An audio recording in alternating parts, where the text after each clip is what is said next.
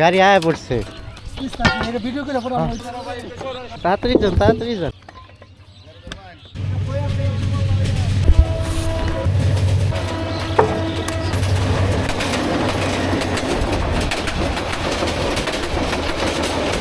অবস্থান করছিলাম কাউরাই বয়সপুর রেলওয়ে সেতুতে। আপনারা দেখলেন মানুষ কীভাবে জীবনের ঝুঁকি নিয়ে এই সেতু দিয়ে পারাপার হয়ে থাকে। এই মুহূর্তে যে ট্রেনটি চলে যাচ্ছে এটি হচ্ছে তিস্তা এক্সপ্রেস, যা দেওয়ানগঞ্জ নামে একটি ট্রেন। এটি ঢাকা থেকে সকাল 7টা 30 ছেড়ে আসে। পরবর্তী গন্তব্য গফরগাঁও রেলওয়ে স্টেশন। কাউরাই বয়সপুর সেতু দিয়ে ট্রেনটি চলে গেল। এটি হচ্ছে গাজীপুর এবং ময়মনসিংহ জেলার সীমানা।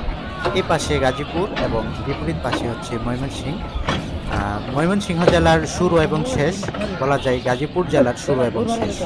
কিছুক্ষণের মধ্যে আরও দুটো ট্রেন আসবে। একটি হচ্ছে জামালপুর কমিউটার এবং একটি মোহনগঞ্জ কমিউটার। ভিডিওটি ভালো লাগলে অবশ্যই একটি লাইক দেবেন, শেয়ার করবেন আপনার বন্ধুদের সাথে এবং প্রিয় গাজীপুরের সাথেই থাকবেন।